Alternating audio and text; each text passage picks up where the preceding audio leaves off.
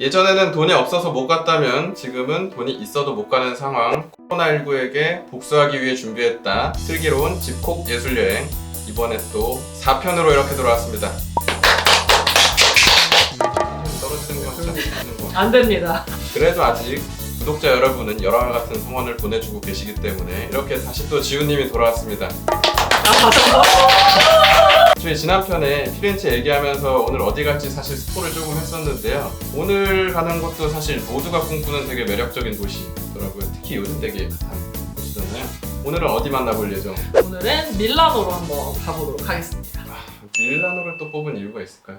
밀라노는요, 사실 여행자분들이 갔을 때는 뭐야 여기 그냥 도시잖아 라고 생각을 하고 오시는 분들이 많이 있어요. 그냥 쇼핑하러 가는 곳? 저평가되어 있는 곳이다 보니까 오늘은 밀라노의 매력을 소개하려고 나왔습니다. 사실 저는 밀라노 하면 그 패션 쪽, 디자인 쪽 뭐 이런 쪽만 좀 많이 들었었는데 여기도 순수 미술 볼거리가 좀 많이 그럼요. 미술관들도 많이 있고 뭐 작은 도서관이나 성당들에서 보실 수 있는 작품들이 많이 있습니다. 보고 또 가서 즐기실 수 있게 미술 좋아하시는 애호가분들이니까 밀라노의 미술적인 관람 포인트 3개만 또 딱 꼽아주실 수 있을까요? 일단 밀라노도요, 꼭 가셔야 될 게 어느 도시에서나 처음 가시는 곳 두오모입니다. 두오모 피렌체에 있었잖아요. 각 도시마다 두오모가 있어요. 그래서 지난 편에 좀 자세히 설명이 되어 있으니 다시 보십시오. 밀라노 두오모는요, 피렌체 두오모랑은 느낌이 완전 다릅니다. 그래서 피렌체의 두오모는 이제 붉은색과 초록색의 그런 알록달록한 느낌이다라고 한다면 밀라노의 두오모는요, 뾰족뾰족한 첨탑이 있는 하얀 대리석으로 되어 있는 건물이에요. 그래서 이렇게 이탈리아는 각 도시마다 두오모만 보셔도 완전 다른 느낌을 가지고 있기 때문에 도시마다 두오모 혹은 대표 성당 꼭 가보시기를 권해드립니다. 피렌체 두오모하고 밀라노 두오모는 또 나름 어떤 매력 차이가 있을까요? 일단 만들어진 시대가 달라요. 양식이 아예 다르기 때문에 피렌체 두오모는 약간 르네상스식으로 그리고 아름다운 돔을 가지고 있습니다. 꿉볼라라고 이야기를 하죠. 그래서 브루넬레스키라고 하는 사람이 이제 커다란 돔을 만들었다라고 한다면 밀라노는요, 정말 곡선은 찾아볼 수 없어요. 이렇게 삐죽삐죽. 말은 뭐 두오모 똑같이 이름돼 있어도 갔을 때 느낌은 서로 되게 네, 다르네요. 완전 달라요. 정말 눈부시게 하얀 그런 건축물이다 보니까 굉장히 예쁩니다. 그리고 고딕 양식으로 많이 만들어져 있기 때문에 안에 들어가시면 벽면이 또 다르게 스테인드 글라스가 가득 들어차 있어요. 그럼 혹시 지훈님 취향에서는 피렌체 두오모하고 밀라노 두오모 한 곳만 만약 가야 된다. 저는 밀라노. 왜죠? 왜 죄짓는 것 같지? 엄마가 좋아, 아빠가 좋아. 네, 약간 그런 느낌인데요. 피렌체가 더 저는 유명하지 않나요? 저는 베네치아의 산마르코 성당이 사실 제일 좋고요. 갑자기 엄마 아빠 얘기하다가 네. 삼촌 나오. 밀라노 두오모는 안에 들어가 보시고 또 겉에서 보시고 하는 것도 좋지만 꼭대기에 올라가시면 그 피렌체는 돔을 이렇게 통해서 안으로 올라갈 수 있는데 밀라노는요, 아예 그 건물 지붕 위에 올라갈 수가 있어요. 그때 보여드린 어쌔신 크리드 직접 대보는 건가요? 약간 그런 느낌? 그래서 지붕 위를 걸어 다니실 수가 있어요. 정말 수천 개의 그런 첨탑들이 하나하나 조금씩 모양이 다르고 그 위에 조각들이 올려져 있는데 그 각각 다른 인물들이 있거든요. 그래서 밑에서 봤을 때는 그냥 뾰족뾰족하구나 라고 느끼지만 위에서 보시면 그 조각상들 하나하나 보실 수가 있는 또 그런 재미가 있고요. 또 밀라노 시내를 또 한눈에 또 조망할 수 있는 그런 곳입니다. 밀라노에서 또 그래도 미술적인 걸 좀 더 즐길 수 있는 공간도 있을까요? 이름은 잘 알려지지 않았지만 모든 관광객들이 가는 작은 성당이 하나 있습니다. 어디죠? 산타 마리아 델라 그라치아 성당인데요. 여기에는 그 유명한 레오나르도 다빈치의 최후의 만찬이 있어요. 뭔가 약간 어서 그래도 들어본 것 같다 했더니 이 작품이 또 딱 있는 곳이었군요. 사실 이 최후의 만찬이 있는 곳은요, 이 성당이 아니라 수도사들이 식사를 하는 식당 벽에 그 최후의 만찬 그림이 있어요. 근데 이 그림은 레오나르도 다빈치가 그리는 그 순간부터 이미 훼손이 되고 있었거든요. 지금 복원된 상태예요. 네, 그래서 복원을 했지만 원래 그 모양은 잘 찾을 수가 없기 때문에 가려면은 하루라도 빨리 가서 보시는 것이 좋습니다. 혹시 이거 궁금하신 분들은 저희 아싸TV 뒤지시다 보면 최후의 만찬에 숨어있는 이야기 영상도 올라가 있습니다. 아마 이런 데 링크 띄워주시겠죠? 여긴가요?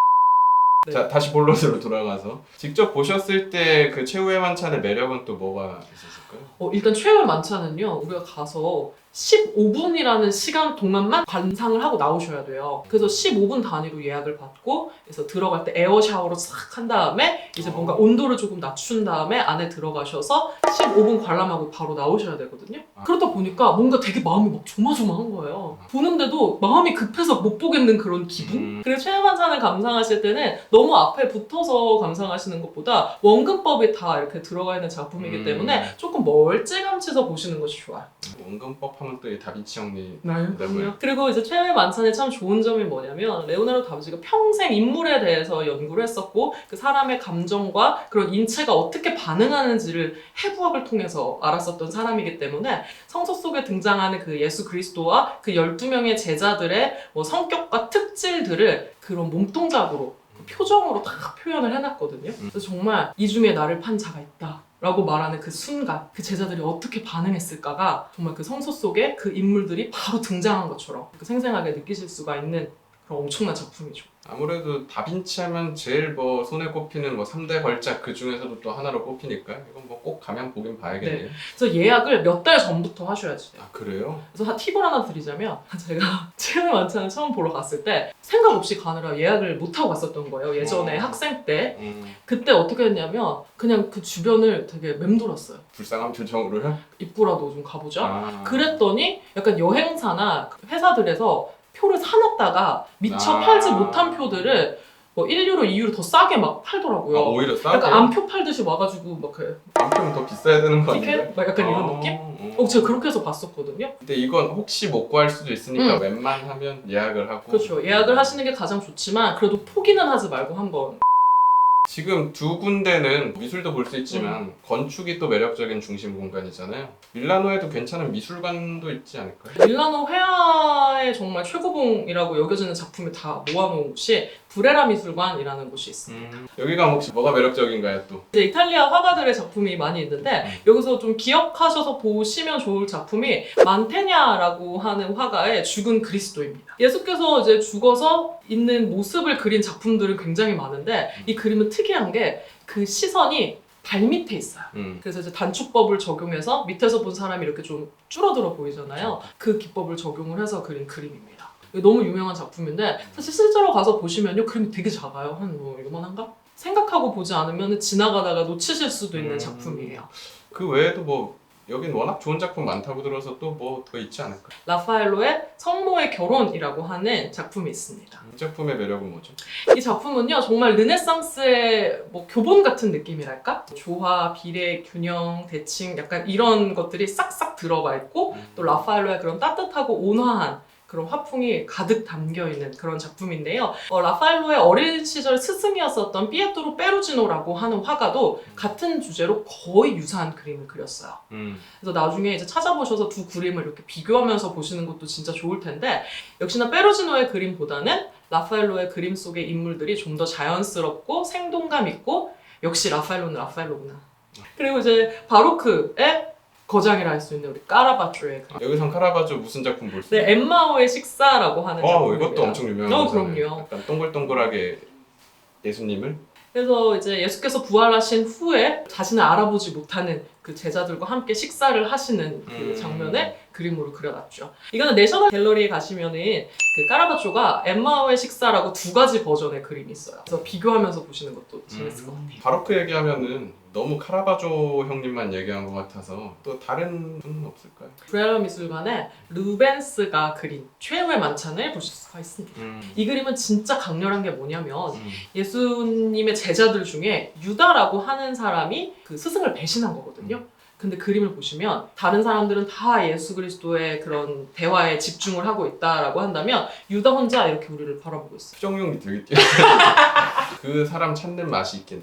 딱 네. 보면 바로 알 수 있는 맞아요. 수준이잖아요. 약간 이제 바로크의 특징이 약간 감정을 건드리는 거잖아요. 어떻게 보면은 레오나르도 다빈치가 식사 장면을 멋지게 표현을 하긴 했습니다만 루벤스의 작품은 양심을 찔리게 하는 그런 그림이랄까? 강렬한 작품이니까 보시는 것도 좋을 것 같아요. 그 차이를 느껴보시는 것도 괜찮을 것 같긴 합니다. 근데 제가 그 가끔 유럽 나가보면은 방정모 가이드님이라고 늘 같이 다니시는데 열정 넘치셔서 너무 많이 걷다 보니까 미술 좋아하는 사람도 너무 미술만 보면 또 사실 약간 지칠 때도 있잖아요. 밀라노에서 또 약간 쉴 때 좀 즐길 만한 번외 대중적인 컨텐츠는 없을까요? 밀라노에서는 쇼핑을 하셔야죠. 아 그쵸 또 또 패션의 도시 밀라노 아니겠습니까? 음. 그리고 밀라노에서는요 워낙 그런 멋쟁이들이 많이 있다 보니까 여자건 남자건 그래서 패션에 관심 있으신 분들은 그냥 노천 바에 이렇게 앉아서 커피 한 잔 혹은 와인 한 잔 하시면서 지나다니는 사람들을 구경하는 것도 재밌고요. 그래서 쇼핑하실 때 명품 쇼핑하러 많이 오시는데 사실 우리나라처럼 뭐 백화점, 쇼핑몰 이런 느낌은 잘 없고요. 그냥 이제 노천에 있는 상점들이 쭉 늘어서 있는 거리에서 이제 발품을 팔면서 이제 매장들을 들어가셔야 되는데 밀라노에 오셨을 경우에는 비아몬테 나폴레오네라고 하는 길이 이제 쇼핑하기 아주 좋게 최적화되어 있는 그런 공간이고요. 그거 말고 나는 약간 뭐 식료품이나 사람들에게 선물하기 좋은 걸 갖고 싶다 하시면은 이제 리나센테라고 하는 백화점이 있는데 여기 식품관이 진짜 좋아요. 그래서 저도 한국 오기 전에 리나센테 딱 식품관에 가면 보통 시장이나 이런 매장에서 볼 수 없는 고급진 올리브유라던가 고급진 발사믹이라던가 또 좋은 게 그 텍스 리펀을 받으실 수가 있어요.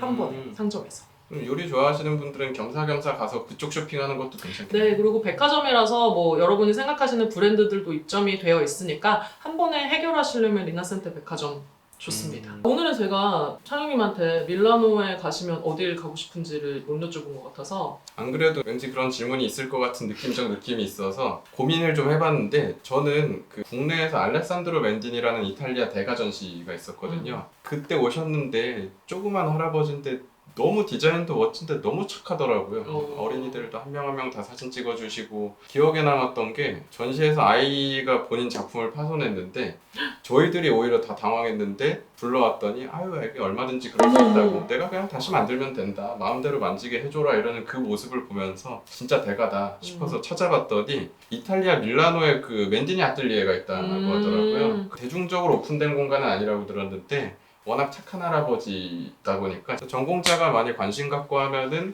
가서 뭐 얘기도 들어주고 한다고 해서 거기가 좀 궁금해지더라고요. 네. 아 역시 영화 지훈님한테 또 밀라노의 추억은 뭐가 있을까요? 밀라노 두오모가 보이는 그 광장 바로 옆에 이제 뭐 상점 건물들이 있거든요. 거기서 그 두오모가 보이는 바들 거기 올라가면은 가만히 앉아서 이제 칵테일 한 잔 마시면서 두오모의 전면부를 딱 감상할 수가 있거든요. 칵테일이 보통 뭐 17유로, 15유로 이래서 거의 2만 원 돈 되니까 싸진 않아요. 근데 뭔가 되게 외국인 노동자로서 그곳에 가니까 되게 성공한 느낌? 아 외국인 노동자로서 내가 이걸 마실 수 있다 이런 2만 원짜리 느낌? 한 잔. 네. 그래서 정말 오랫동안 앉아 있었어요. 낭만을 즐기신 거고. 돈 좀 뽑으려고. 오늘은 또 너무너무 매력적인 도시 밀라노에 대한 이야기를 해드렸는데 저희가 원래는 좀 다양한 국가를 소개해드려볼까 하다가 피드백 나왔던 것 중에 아 이탈리아 좀 다양하게 더 듣고 싶어요 라고 얘기해주셔서 지훈님이 이렇게 함께 해주실 수 있게 됐는데 저희 채널 참여해주시는 소감은 좀 어떤지 궁금해요. 이게 되게 효도하는 느낌이더라고요. 왜 저한테요? 이게 어르신들이 유튜브 많이 보시는데 이제 엄마가 여기저기 막 링크 뿌리면서 네, 어머니 잘 부탁드립니다.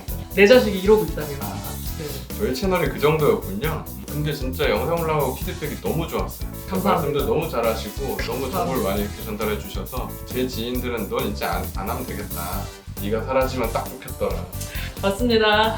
저희 또 와주실 거죠? 아 그럼요. 너무 재밌어요. 감사합니다. 그럼 저희는 이탈리아 얘기로 아마 또 만나게 될 것 같으니까 오늘 매력적인 밀라노에 대한 이야기는 여기서 좀 정리하고 인사드리기로 할까요? 저희 준비한 인사가 있습니다. 차오.